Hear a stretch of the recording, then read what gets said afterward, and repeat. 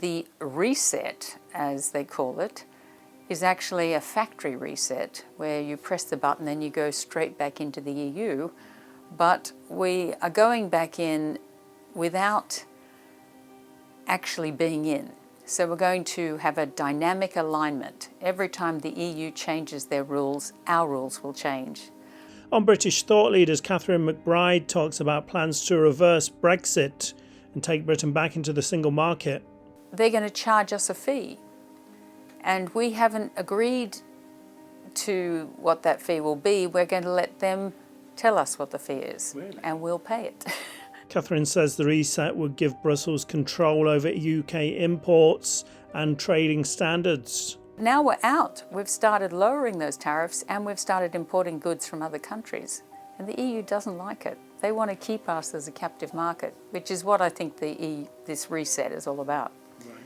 So our big question is, why do we have MPs who got elected only so they can give their power to someone else? She also explains how overregulation and green ideologies are tanking Britain's economy. They need to make things. And for some reason our government doesn't want any of that to happen in the UK. I'm not sure why not. Half of these processes are things that were invented here. So those sort of industries are all getting out of town. They're all going to somewhere where there's cheaper energy.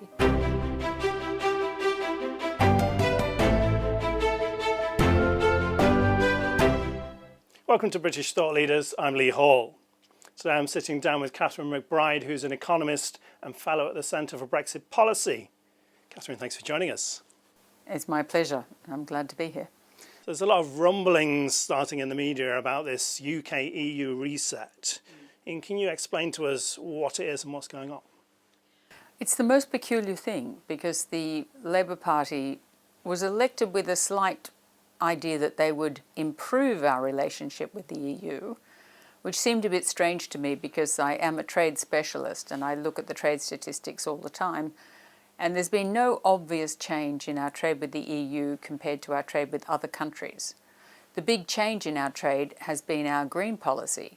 So we have seen, since we put up the taxes on oil and gas to 75% under the Conservatives and then 78% under the Labour Party, we've seen a massive drop-off in the amount of oil and gas that we're producing and consequently the amount we're exporting. And that is really dragging down our export figures, as is all of the subsidiary products that are made from oil and gas. So we're getting, fewer plastics and things like that. Chemicals, organic chemicals.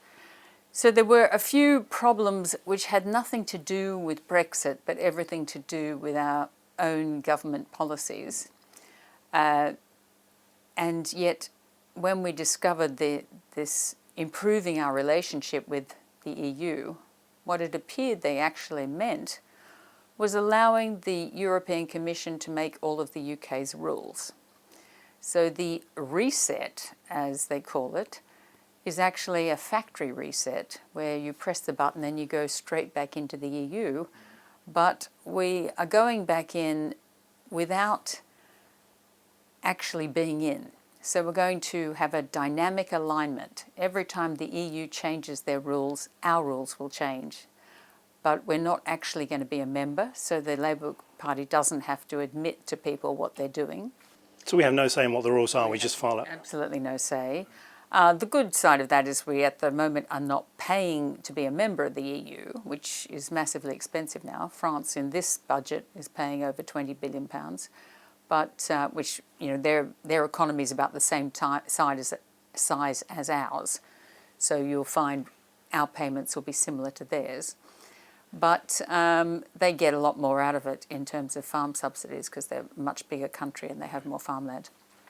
But that's the 7-year budget that's ending, and they're now arguing about their next budget for the next 7 years, which will be even bigger with much more expense going into defence and things like that. So we are following their rules without paying them technically as a member, but the EU has decided that for the benefit we get from following all of their rules, which will prevent us importing a lot of agricultural goods from non-EU countries, right, if not all agricultural goods from all non-EU countries. They're going to charge us a fee. And we haven't agreed to what that fee will be. We're going to let them tell us what the fee is, really? And we'll pay it. And you'll find we're joining a lot of little EU side hustles, and we're going to be paying them for it, and they're going to decide how much we have to pay. It's the same with the defence fund, that they want us to pay 150 billion to join, which may or may not allow EU countries to buy UK weaponry, even though Trump's just gone in there and insisted that they should be spending 600 billion in the US, and he believes that is a lot of that is defence spending. But somehow or other, when we join the EU's defence fund group, we have to pay to be a member, rather than saying, no, we're your second biggest client after the US. The UK is their second biggest client. We buy their goods. We have never exported a lot of things to Europe. We're an importer of food. We're only 60% self-sufficient in food. And we import a lot of EU food when we were members because of all of their rules that excluded other countries and their massive tariffs, which we kept. But now we're out. We've started lowering those tariffs and we've started importing goods from other countries. And the EU doesn't like it. They want to keep us as a captive market, which is what I think this reset is all about. Right. So our big question is, why do we have MPs who got elected only so they can give their power to someone else? There's some of those politicians, British and European, they're saying this will level the playing field between UK-EU trade. I'm assuming you don't agree with that.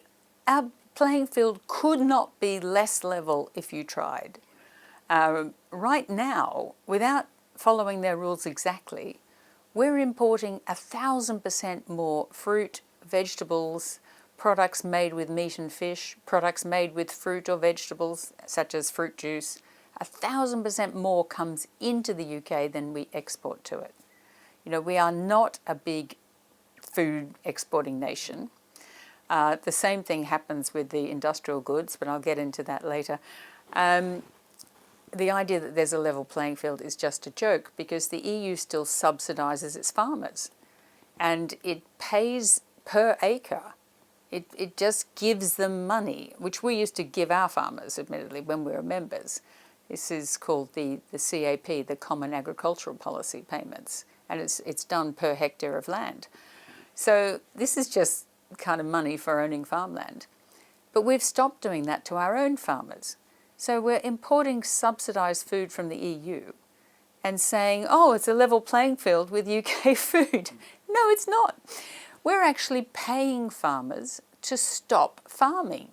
It's something that when I try and explain this to people in Australia, they look at me like I'm mad, because farming is a business in Australia. You know, a farmer is a small, medium-sized business, and they have to make profits, and if they make losses continually, they're out of business. The idea that the government would give them money for growing wildflowers or growing seed that you leave on the crop, you don't harvest it, for birds to eat, wild birds. We're giving farmers money for replanting forests. Forests that were cut down in the UK 1,000 years ago. We're suddenly paying people to replant them. We're paying people to remake bogs. The UK was an incredibly successful farming country because they drained the land, and they did this 200-300 years ago, draining all of the fens around Cambridgeshire and Lincolnshire that were very flat and very heavy, really rich, fantastic soil, but was waterlogged. And I'm going to say it was the Victorians, but it was probably the Georgians worked out how to drain all that land. And now we're recreating bogs instead. The funny thing is that a bog is a very big producer of methane. And half the reason we're rewilding our farmland is for part of our green initiative. And when you explain to someone that under the way the United Nations counts human CO2 emissions, anthropogenic CO2 emissions, if you create a bog, that's added in. If a natural bog isn't counted. So if you were living in an area with a big swamp or something, that wouldn't be counted because that's a natural swamp. But if you create a swamp where there was none, that'll be counted in your CO2 emissions. Right.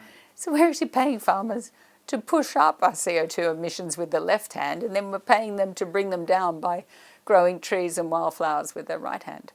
So if this reset goes through, what changes can we expect to see? What good things will happen for Britain? What will we lose? Basically, our supermarkets will be filled with more and more EU goods, whether they're good or bad. At the moment, the EU will be, according to the reset, they will not only be supplying us with food and setting our food standards, they will be determining our animal welfare rules and our animal health and our plant health and our organic rules.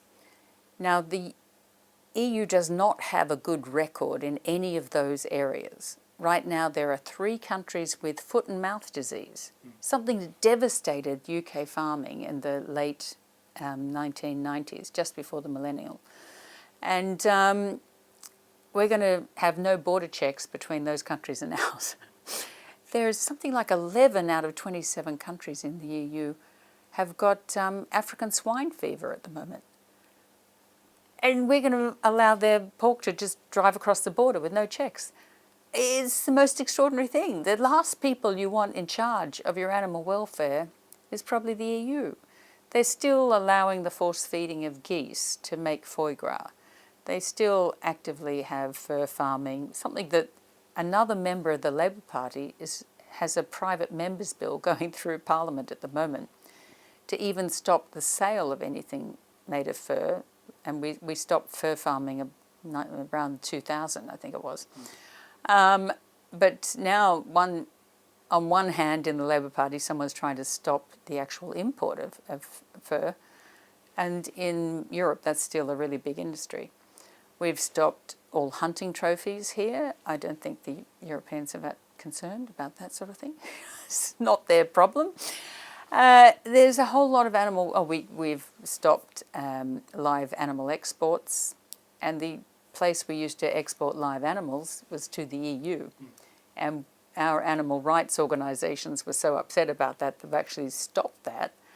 And suddenly we're going to get that back again, which is kind of extraordinary because it was something that the Johnson government, like them or hate them, they actually got this through, and there was a groundswell of people in both the House of Commons and the House of Lords to actually push this through.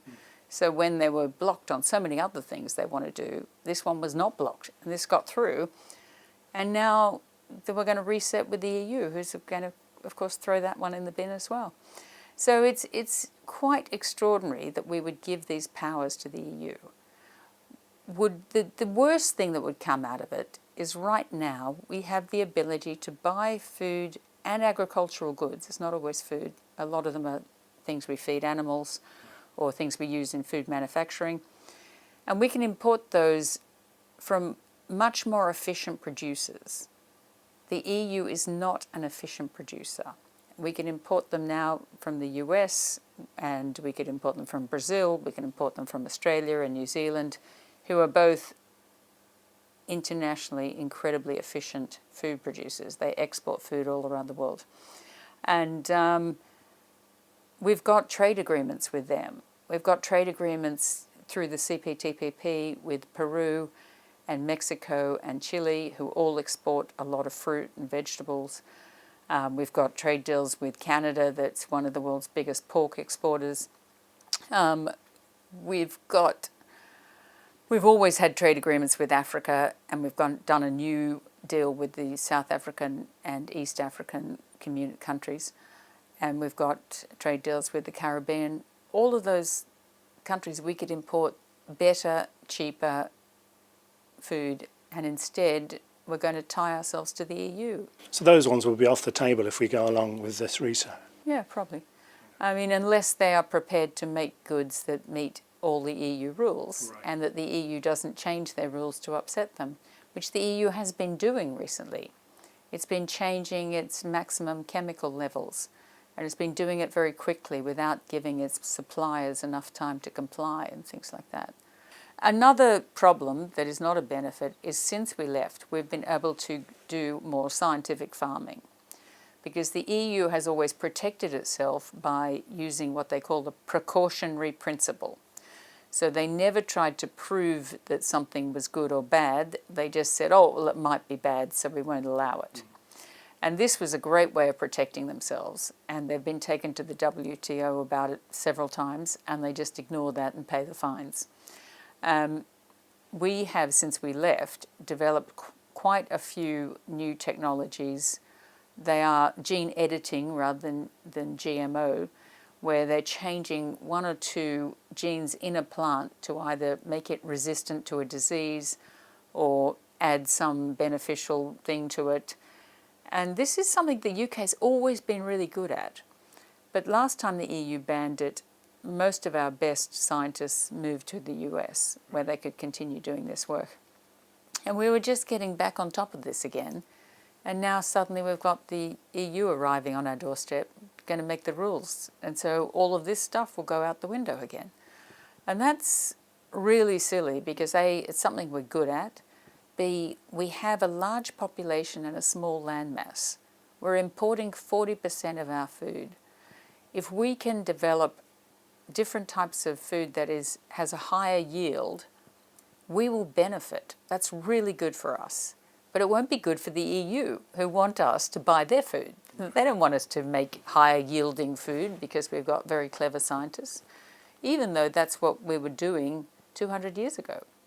The UK developed most of the animals that are used all around the world. You can go to any farm in Australia or America or Canada and you will find Aberdeen Angus cattle, you'll find Hereford cattle. The UK has developed dairy cattle, Guernseys, Jerseys. They were very high-yielding milk producers. We were really good at doing this stuff, and we did it the slow way of crossing one animal with another animal, etc. Now we're doing this in a scientific way and getting quicker results, and suddenly we're going to be back at square one again, with the EU making the rules, going, oh no, we just want to protect our own farmers. We don't want you inventing new things. So we're looking at kind of anti-science or lowering the standards with the scientific discoveries. We're looking at lowering food standards, animal care standards.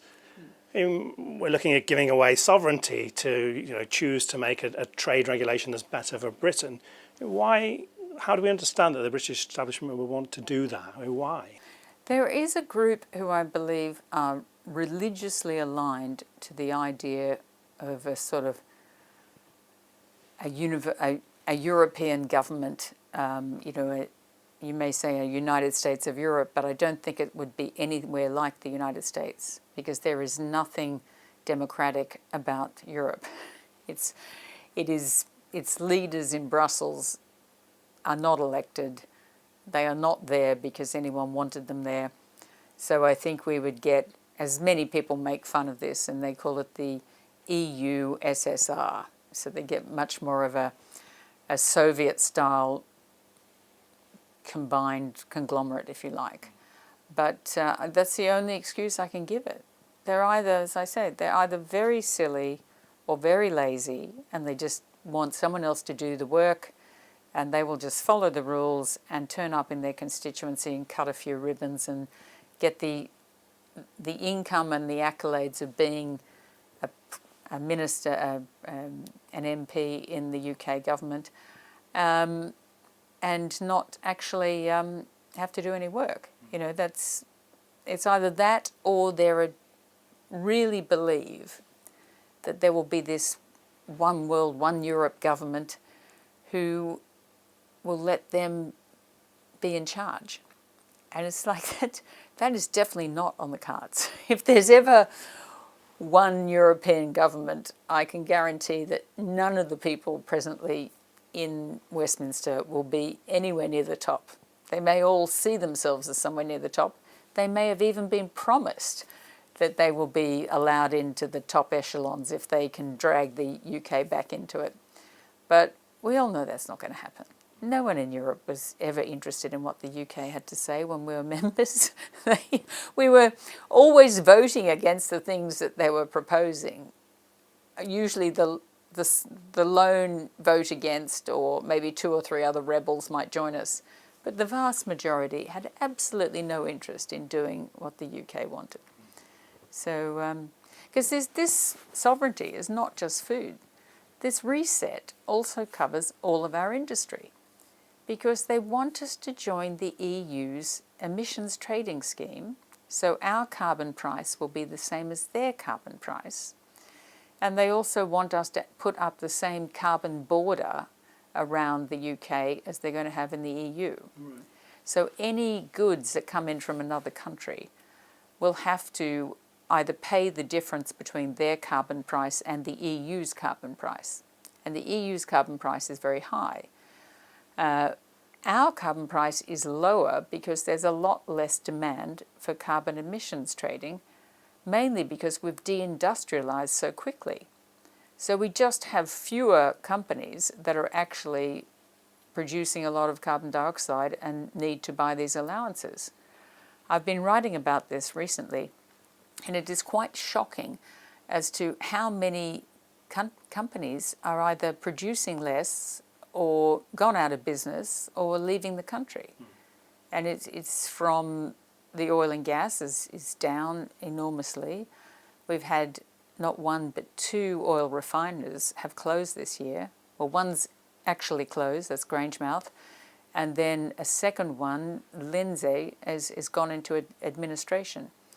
So that it looks like they'll be closed as well, though the Reform Party is saying that they're going to try and keep it open, but I think by the time they come into power in 3 years' time, it'll be too late. The UK uses about 1.35 million barrels of oil a day, and we were producing 1.2 million barrels a day, so not entirely everything we were using, but a lot of it. And now that's dropping to 900,000 from 1.2. So we'll now have to import more. And if you're importing more oil, where's it going to come from? How are we going to pay for it? Where are we getting the money that we're going to pay for all these imports? You know, there's only so many ways we're exporting a lot of services at the moment, which is where we're getting our foreign income for paying for all the goods we need. But there is a point where we're going to run out of customers in services. And we're not, unfortunately, going to stop using oil. Even the UK's climate committee, whose name is something like CCC, they've admitted that the UK is going to still need oil and gas up till 2050. And we're not going to, I think it might go on longer than that. And it's like, well, if we're going to need it, why are we closing down our own industry? Because it's not just refiners, it's also the wells that are basically stopping production. And BP's just found a massive amount of oil off the coast of Brazil. So they'll go and pump that instead. They'll still make money. Shell's talking about listing in the US. Everyone's just going to go, well, if you don't want us, there are other countries that do. We're out of here. So also we have this resource, North Sea resource, and like because of the green ideologies we don't use it. So we're saying the economy is bad, but it's almost like a choice if we're choosing not to use the resources we have. It's the most insane thing, because the UK is not a resource-rich country in the terms of, say, the US or Australia or Canada that has copper and bauxite and all this sort of stuff. You did have a lot of these things, but over the years you've used them up. But one thing you do have a lot of is hydrocarbons. You've got coal, you've got oil, you've got gas in abundance, you know, and there's not just in the North Sea, you've also found massive gas fields in the UK. And they're not, some of them don't even have to be fracked. They could just be regular natural gas fields. And for some reason we're not using them.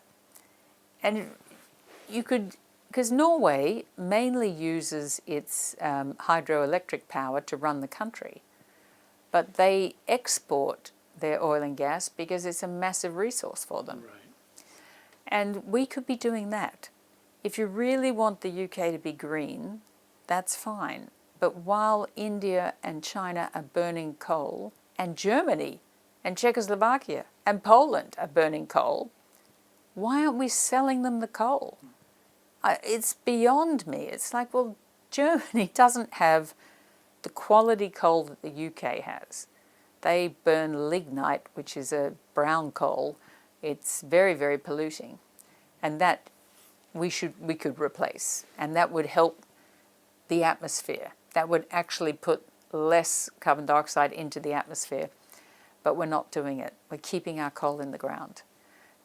Meanwhile, Sweden still has quite a lot of iron ore. We could be making steel with their iron ore if we used our own coal. The government is presently trying to keep the Scunthorpe steel works going. But if you're importing the iron ore and you're importing the coal, it's a bit like, well, why have we got the steel works?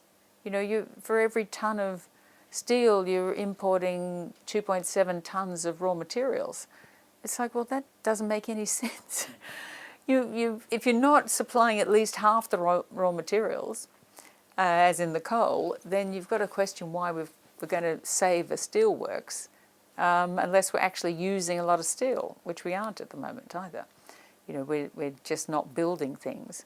It just takes too long to build things. Sorry, this is getting quite depressing, but as you will know, we tried to build a railway line from London to Manchester, and we've hardly got out of London. They've bought all the land going to Birmingham, and they don't think they'll be able to extend it beyond Birmingham.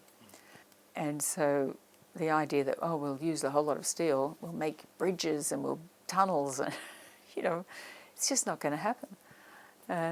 And beat the regulation before you can build anything. Yeah, and the rest of the world is just moving forward.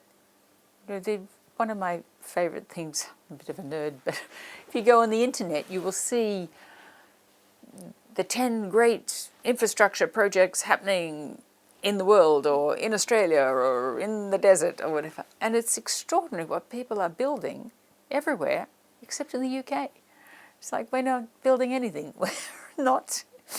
We're cancelling highways. We're not allowing buildings to go up. We desperately need houses, but we don't want anyone to build them anywhere. We're protecting bats. Oh, we're protecting bats. Well, I don't know that they built the bat tunnel yet, have they? They just designed it. It's going to cost 100 million, with money we don't have. I mean, I suppose you've seen the latest news that they're now saying that the 20 billion black hole that Rachel Reeves claimed she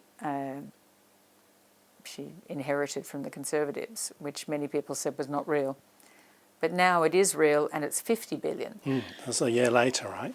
Yes. It's like, so where are we getting all the money that we're going to be using for carbon capture, and the money for building bat tunnels, and the money for making another railway to Birmingham, even though everyone's quite happy with the one we've got because it takes 1 hour to get to Birmingham.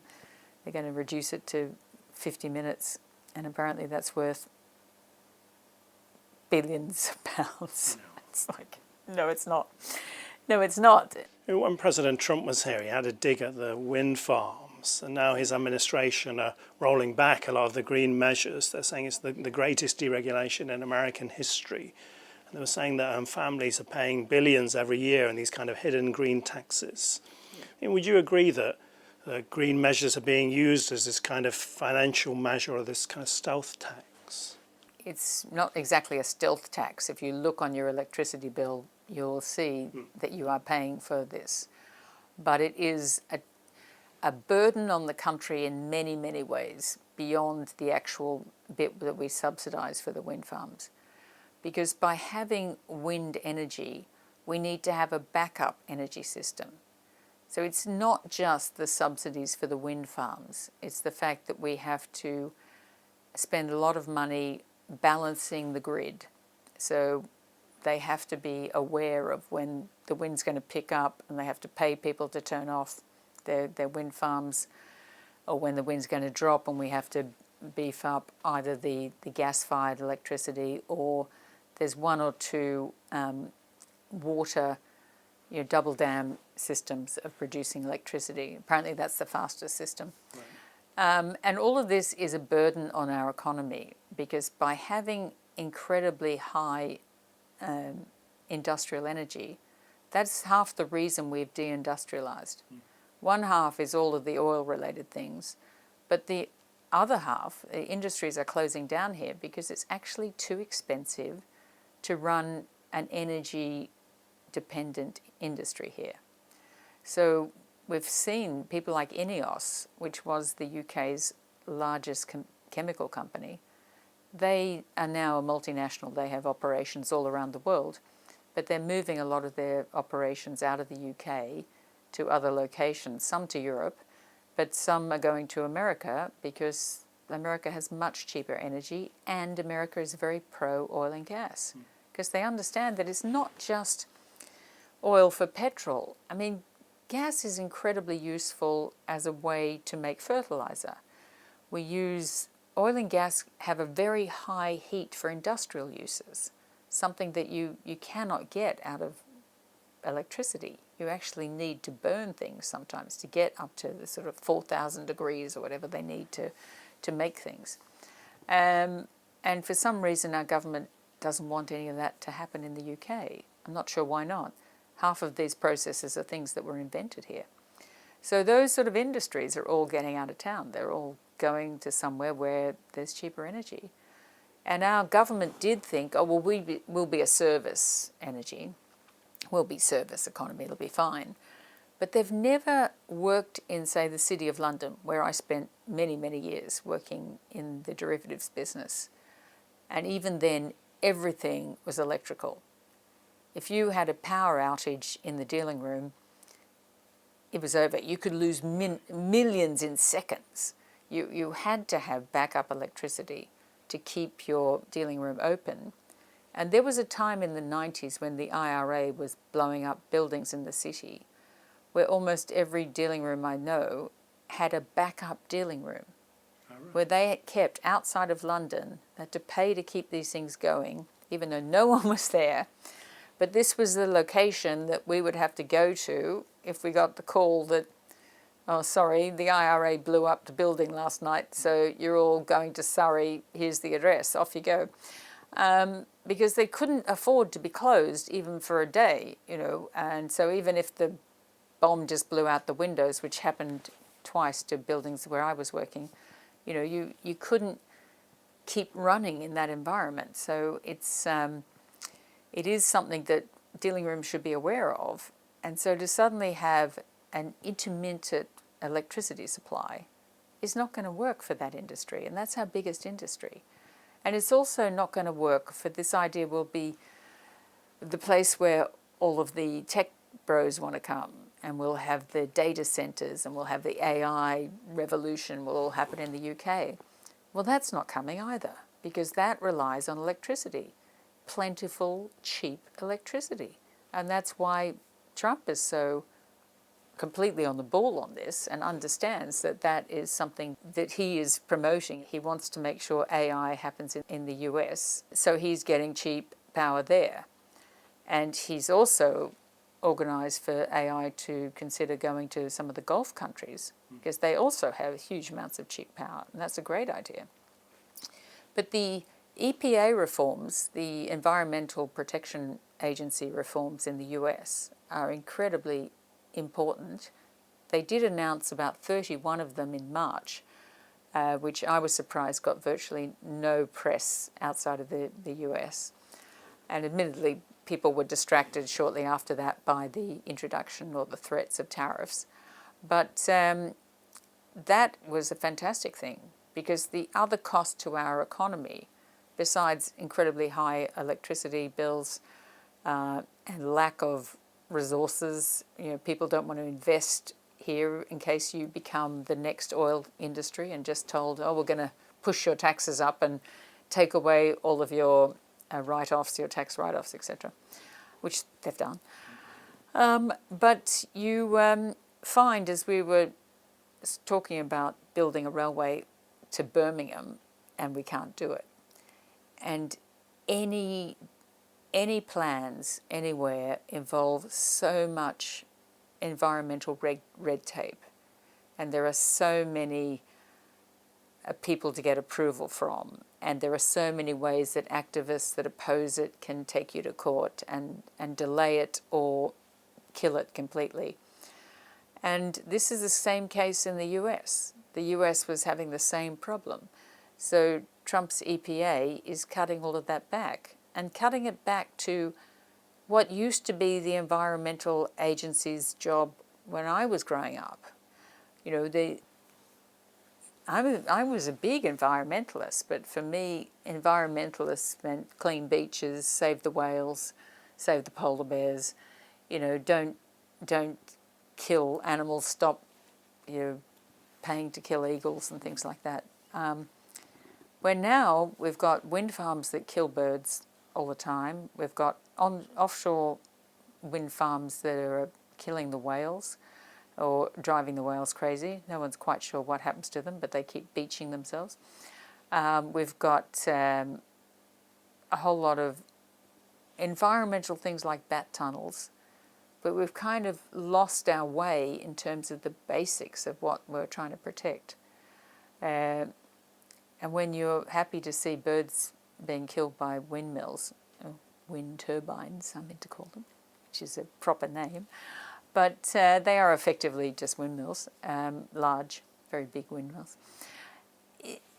It's like, well, that's not, what environment are we trying to save?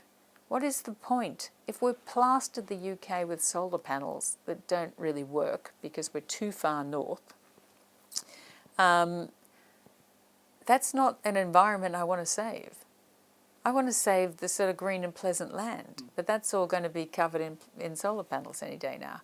And people are pretending that that's environmentalism. Well, it's just not, you know, and they can be very polluting to the ground if they get cracked, and the chemicals that are in them will leach out as the rain gets on them. So it's quite, we're playing with something that we don't really understand. And it's interesting to me that the EU will use its precautionary principle to stop things that are competing with it in its own production of, say, food, and pretend that, oh, we don't know what this pesticide does, you know. You're going, well, actually, we've tested it in laboratories and we've run it through thousands of animals. We've fed it to mice and rats and whatever. We know a lot about it. But they'll go, oh, no, you can't be too sure. But something like solar panels, they're not doing that. It's like, well, why aren't we testing them? Why aren't we discovering what they're doing to the land if they crack them and if they then get rained on in the way that we can get rain in the UK? Why is no one worried about that? And they don't seem to be. They don't seem to have any idea of what the environment is they're trying to save. It's kind of an ongoing theme. The green ideology takes precedence over the interests of the UK, or the desire to join the liberal elite of Europe takes precedence over the interests of the UK. I mean, what can we do about that? I have been told that MPs respond to the weight of emails in their inbox. Someone did say to me that I don't have time to read them, I don't have enough staff to read them, but I do know there's a problem when my weekly emails of 1,000 emails turn into 10,000 emails or 100,000 emails. He said, then suddenly I know I've got to do something about this. So I do think that it does make a difference if people do start complaining. I think if these MPs think they get away with this stuff, and we're certainly finding that, as I said earlier, possibly before we started taping, how weird it is that the BBC is not talking about this reset. They've not mentioned it at all. They're not interested.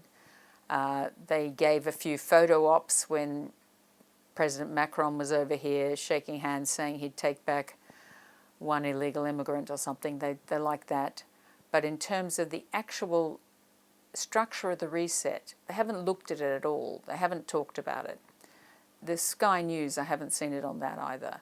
The sort of mainstream media, the Times today did a fantastic thing, which I wrote for them, but I haven't seen anything else in the Times about this reset. The Telegraph's been quite good about it, but the Telegraph is probably the only mainstream media now that is willing to stand up and go, no, we don't want to rejoin the EU. I'm sure the Financial Times is keeping the reset either really quiet or they're probably cheerleaders for it, going, oh yeah, what we need is let the EU run the place because they're so good at running the place. Only the Financial Times actually believe, I don't know where they get their ideas from or who they're talking to, but they do seem to feel that everything would be perfect if we were run by France and Germany, even though the only country, I think, that makes the UK's economy look good at the moment is France. And Germany's been dormant for 3.5 years now. Its economy is going nowhere. They're absolutely shot themselves. They were selling a lot of things to China without realising that all China was doing was taking them apart and working out how to make them themselves. And once China had got over that, oh, we need German material. And a lot of the stuff they were buying from them were the machinery to make these things. And quite a few German companies did set up factories there. And suddenly they've lost that market. They've lost the US market. It's quite extraordinary that anyone in the UK, in mainstream media, would either be cheering this reset on, going, yeah, these are just the people we need to run the place, or be silent about it, going, oh, if we don't say anything, they won't notice. We'll just keep telling them about the riots outside the immigrant hotels and hope they don't notice any of this other stuff that's going on. Or the BBC will just keep showing them pictures of Gaza, and we hope they won't notice the riots outside the hotel, outside their own door, or the fact that the government is giving all their powers away to Europe. You know, it's quite shocking how we've ended up with this sort of media, which is so fantastic that you exist. It is just brilliant that there are so many channels, you know, podcasts or just X, and even Facebook seems to have seen the light, and people are coming back to this idea that that is the way you're going to spread information. But I gave a radio interview to an Australian channel the other day, and about the UK government, and when I mentioned the migration, the interviewer quickly cut me off and said, oh, no, we can't talk about that. We'll all be arrested. And he was then making a joke about the UK. Our laws preventing people talking about immigration have become a joke in the real world. And we've got the US government doesn't think it's a joke. They think it's really serious, luckily. Yeah. And they're coming at it from a different direction. Hopefully they'll arrive with a gunship and save the UK. But it's quite extraordinary where you've got the Australians sending us up, the idea that you can't talk about something and otherwise you'll be put in jail. And the US going, that's against our free speech laws. You know, you can't tell our platforms to not do this. American companies. Yeah, they're American companies. We have free speech. You know, we have to have free speech. And so it's one extreme or the other. I am a bit, being Australian, I like the ridicule idea, because I do think the whole country just has to start ridiculing the government over the idea that we're going to pretend things aren't happening. I'm not sure they'll be affected by it. We could try it. Well, I went to Russia just at the end of the communist period as a tourist during Glasnost, and I took the Trans-Siberian Railway across to Khabarovsk. We couldn't go down to Vladivostok because there was nothing happening there, but the train couldn't go down there. Right. And walking around Khabarovsk without in-tourist, you were always escorted when you were travelling around Russia in those days. The in-tourist woman was showing us pointing out things, and there were people in army khakis and armoured cars, tanks everywhere. And I said to her, why are there all these soldiers here? And she turned and looked at me and said, what soldiers? And that's what the UK is going to be like. We're going to have riots outside hotels all over the country, and we're going to have government officials and policemen going, what riots? What immigrants? Nothing to see here. Move on. It was just the most ridiculous thing. And even the fact that our train had stopped at the city before it was, we couldn't go the full destination because of some kind of skirmish happening between Russia and China. I mean, this was back in the late, must have been 89, I suppose. It was really, the wall came down, maybe it was 88. The wall came down shortly after that. We were sort of there right before the end. And it just was the most ridiculous thing for someone to look at you and go, what soldiers? And you go, you're about to be run over by a tank, turn around, that soldier there, she's, nothing to see here, So I also wanted to just ask you about China's role in international trade. I mean, America seems quite concerned about China imports, China trade. I mean, why is that concern, and do you think it's justified? I do, actually. I think it's very justified, and it's something that the UK should be concerned about as well. We discovered during COVID that a lot of UK manufacturing goods, such as cars, which is one of our big exports, 80% of the cars we make in the UK are made to export, and yet they couldn't make them because they didn't have a computer chip. And the computer chips they were missing were worth about $600 US, and they were all made in China, because these are not the high-end Taiwan sort of computer chips. These are pretty basic computer chips that we have outsourced that key component to China to make. And that's been very beneficial for the UK. I don't have a problem with China or any country making things more efficiently than we make them here. That's how trade works. But when you rely 100% on one country to supply something, and it wasn't just us, the US discovered the same thing and Germany discovered the same thing, then suddenly you're in trouble. And we need to find other sources for this, or the US and the EU, to a degree, decided that they needed to bring this production back to the US. Right. And so the Chip Acts actually started under Trump in his first term in 2020. They worked it out very quickly that they had a problem with bringing things in. And then Biden made it the Chips and Science Act and threw $52 billion at bringing production of these sort of basic chips back to the US so that they can continue to make cars and things. Because even though COVID finished in most of the Western world in 2021, the Chinese had outbreaks in 2022 and they were closing down whole cities to try and contain this. I don't think that worked that well, but like the rest of the world, everyone was doing this and trying to control the spread of disease.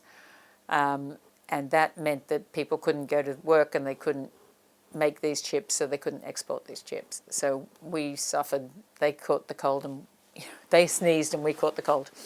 So trying to onshore strategically important components is very, very important for the US and for the UK and Germany as well. The European Union is also trying to onshore chip making. I don't think they've been that successful, but they are throwing money at it. But Trump then realised in his second term that it's not just chips, it's also steel and aluminium and a whole lot of other things that they rely on imports. And it's happened to the UK as well. Right. So he wants to bring that back to the US, because when I was first in the stock market, some of the biggest companies in the world were aluminium and steel making companies in America. I think Bethlehem Steel and Alcoa or Alcan were still in the Dow. They were the big companies in the US, and they have now sort of disappeared. Without the whole of the Dow is about big banks and tech firms and things like that. But you you really do need your own capacity to make steel and aluminium if you are going to make, among other things, defence equipment.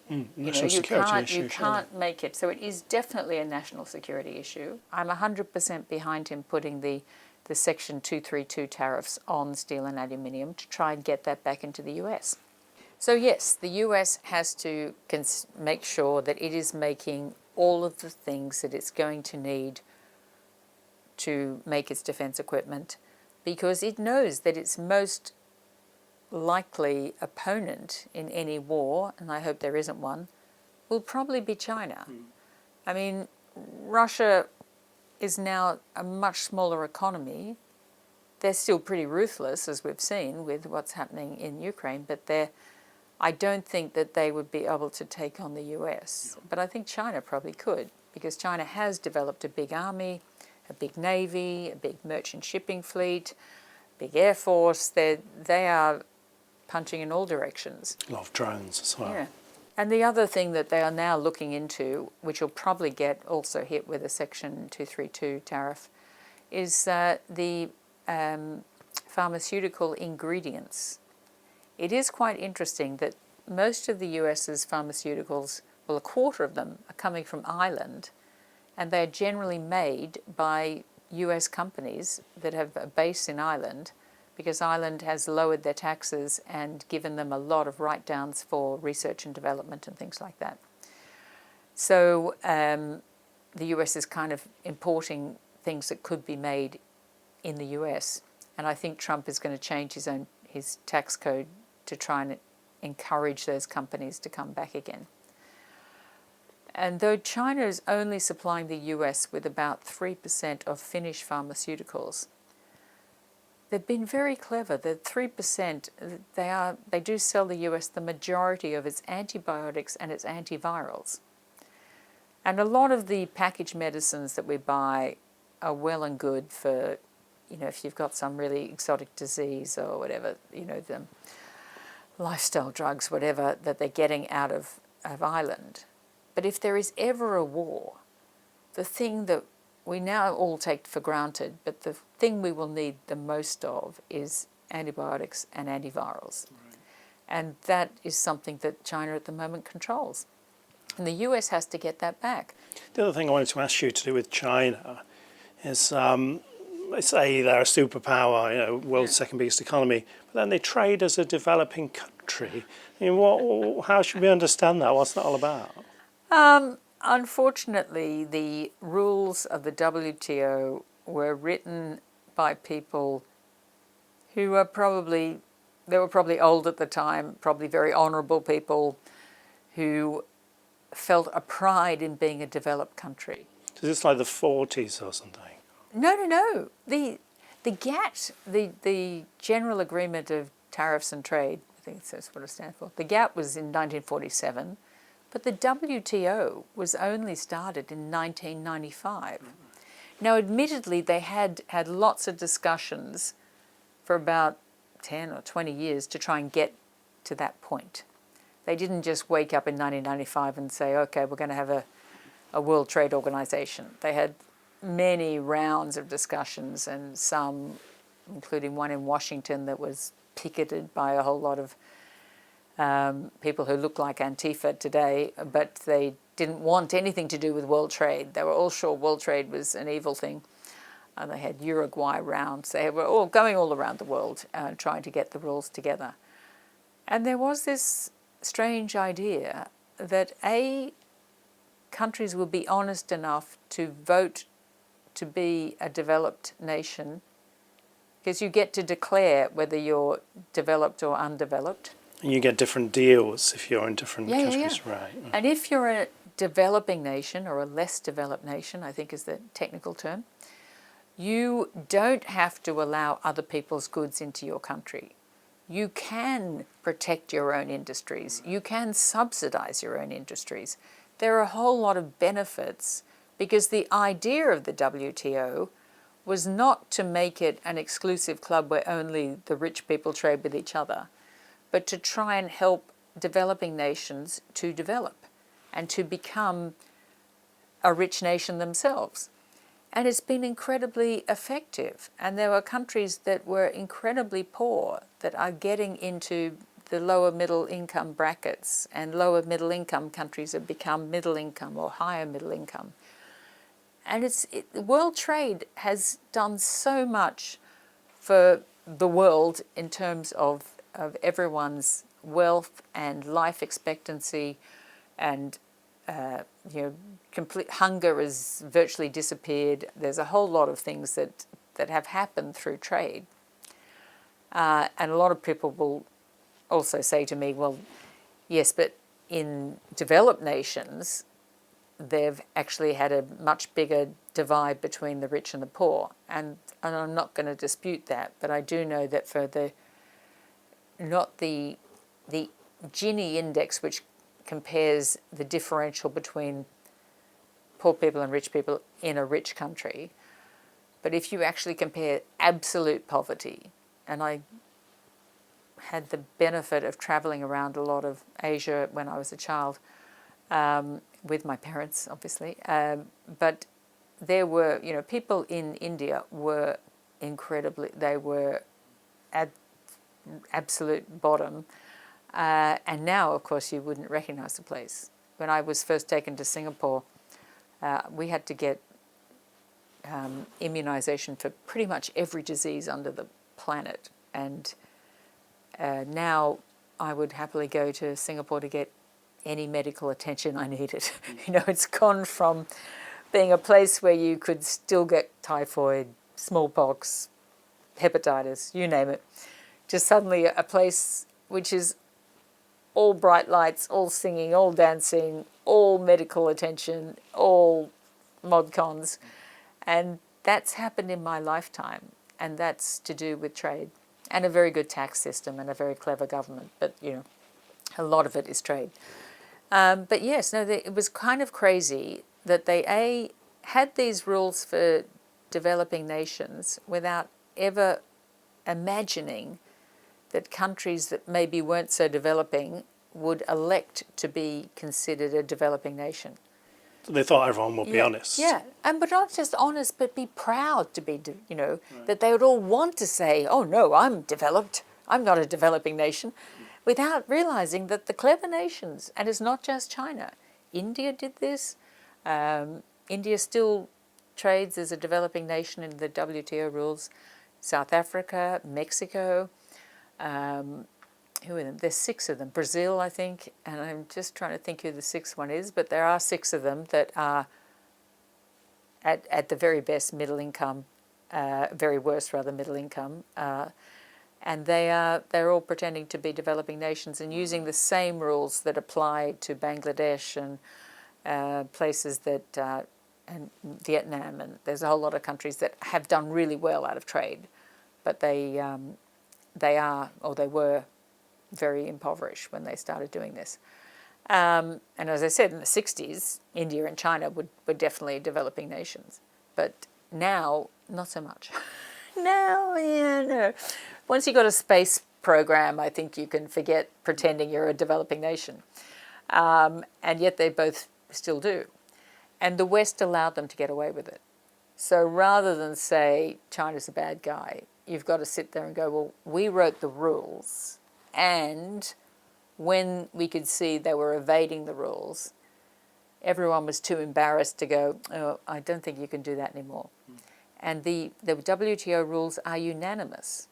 So to change the way you declare yourself as an emerging, developing nation, everyone has to vote to change that. Right. And so you can guarantee that the countries that are using this loophole are never going to vote to change that loophole. So Trump may be about to develop a whole new way of doing trade, and just say, well, forget, we don't care what the WTO says. And there is a chance that he develops a different system. That would be possible. The CPTPP are a group of countries that all believe in trade, and they have developed a better system. And it's a pity that the US dropped out of that, but they're on all of the all of the paperwork still includes the US in it. They never changed that. So in a way, it would be quite simple for the US to join it. So there are presently groups of people that are sitting there going, well, the concept of a World Trade Organization was a good one, but we need to tweak it a bit. So let's do, 2.0 World Trade Organization. And Trump has shown that with the USMCA, because he was unhappy with NAFTA. And NAFTA predates the World Trade Organization. NAFTA was signed in 1993. And they started negotiating that under Reagan, I think, in the 80s. And it was mainly negotiated under George Bush the first, George Bush, whatever you call him, and then was signed by Clinton. Trump was very anti-NAFTA, and so was Nancy Pelosi. Actually, people who ended up being at the opposite extremes of US politics were both on the same side against NAFTA. But NAFTA, having recognized the shortfalls, Trump was able to tear it up and rewrite it as the USMCA. And you can do that with trade agreements. If you've got a trade agreement that needs tweaking, you can technically tweak it. But to bring it all the way back to what's happening with the UK and the EU, instead of tweaking our agreement, we're actually just going, oh, forget this agreement, we're just going to let you handle everything and make our rules for us because we're too dumb or too stupid or too lazy to do it ourselves. And so that's a major problem. Catherine McBride, thanks for joining us.